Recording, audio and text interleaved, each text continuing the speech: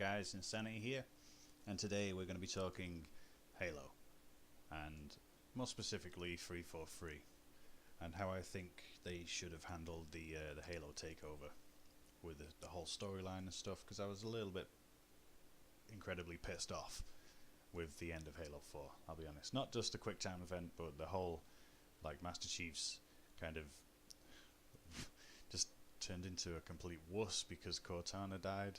And I mean, alright, yeah, it's kind of his girlfriend, but we'll get to that. So, first I'll start with where they actually took over, which is I believe they took over the multiplayer on Reach. Which, on a positive note, multiplayer, they are really, really good. They bring out a solid multiplayer. It's really good. They listen to their fans and they get things fixed. Master Chief Collection being an exception. I was one of the guys that sat there on launch night and it didn't work. And I was sat there 2 weeks later and it still didn't work. And I was, again, slightly incredibly pissed off about that. But it's not that I'm bitter at. It's the Halo 4 campaign. I love the Halo 4 multiplayer. I love all Halo multiplayers, really. So, we'll start with Reach, where they took over the reins, because I think that's a good place to start, is at the beginning. I don't know about you guys.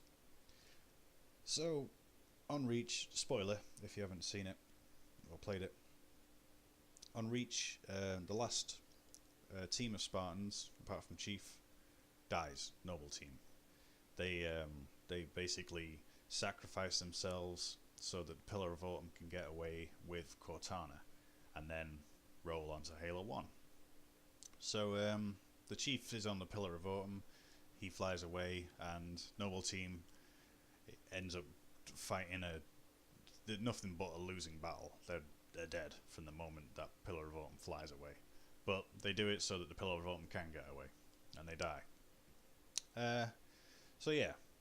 So then we, obviously, Halo 1, 2 and 3, Halo 4 comes along, and Chief is pretty much exactly the same. Chief's in the Forward Unto Dawn, obviously, and he's in the cryostasis, except it's looking at him and he's dreaming, he's getting these flashing images, these little dreams. And long story short, these dreams are going to be him looking down at at Reach as Noble Team gets swarmed by elites. And at the time, he didn't feel any emotion, but again, long story short, that's because Oni have put these emotion suppressing drugs in them so that they don't feel sympathy, and it's not something that's going to get in the way of combat, I guess. So he didn't feel anything when Noble Team died, and now that he's been floating around in space for so many years and the drugs are wearing off, he's actually starting to become human, I guess. He's starting to get emotions, and he's starting to feel guilt about leaving Noble Team behind, even though they were what they were noble. The storyline of Halo 4 would basically go the same. Cortana's dying, her battery life is running out. The Didact has come out, not in that way. The Didact's here, and he's gonna go and blow up Earth. So the basic storyline is the same, but all the way through the game, Chief is getting these flashing images, and like I say, eventually you find out that that's because he's feeling guilty, he's becoming emotional. So they're working on a way to try and save Cortana, because Cortana is pretty much the only thing that can stop the Didact. So they meet up with the librarian like in the game, except with my story, Dr. Halsey meets the librarian as well, and they share knowledge. And the librarian shows Dr. Halsey basically like the future, what's going to happen.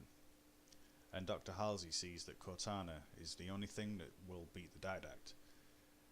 And then the librarian mentions a way to keep Cortana's battery life going for a bit longer, I guess, which would be sacrificing Dr. Halsey, because if you don't know, Cortana is created from Dr. Halsey, from her personality, I guess, from her likeness, kind of like a god. So, yeah, she and Dr. Halsey obviously says, yeah, let's do this. So she dies so that Cortana can live, can have like say 5, 6, 7 more years, however long it takes to make Halo 5 and 6. So that's Cortana taken care of. So the Chief and Cortana gear up to go and take out the Didact, and then the I can't remember his name, but the dick from the UNSC Infinity in Halo 4, the guy that's like tells Chief to give Cortana over. He's sort of banging on at Chief, and Chief's saying like, we need to go and take on the Didact, and he's saying no, we need to go back to Earth to warn him. So the Chief basically rejects his orders and goes basically rogue, goes AWOL. And this guy says to him, you know, you abandoned your team on Reach, and now you're abandoning your post, kind of thing. And then the Chief just kind of turns around and says, but he's not going to abandon Cortana. Yeah, cheese fest. So then he goes to fight the Didact. Big old fight scene. No fucking quick time events, because it's Halo, please. So you fight out. You're about to give the Didact a fist up his ass and kill him, and then Cortana just, like, her rampancy takes over. And this is from putting Dr. Halsey's life force into her, I guess. It's sent her crazy, sent her rampant. So yeah, Cortana just, her rampancy just flies off, and it ends up stopping you from killing the Didact. In the confusion, the Didact gets away, and the Chief is like looking at Cortana as if to say like, what the fuck? So yeah, that's basically Halo 4. Leading up to Halo 5, that's when you can bring in Locke. Locke could be maybe a guy that was the Chief knew when he was you know, like when he was about to go out on a mission for Halo 1 or for Halo Reach, I guess. Somebody that was growing up, maybe. So Locke's somebody from his past, basically. And so he's somebody that he trusts as well. And Locke, because you don't want to shove Locke into everyone's face like they did. I was so worried that the very first mission you played would be with Locke, and it pretty much was, from what I believe. They rammed Locke right down your throat, didn't they?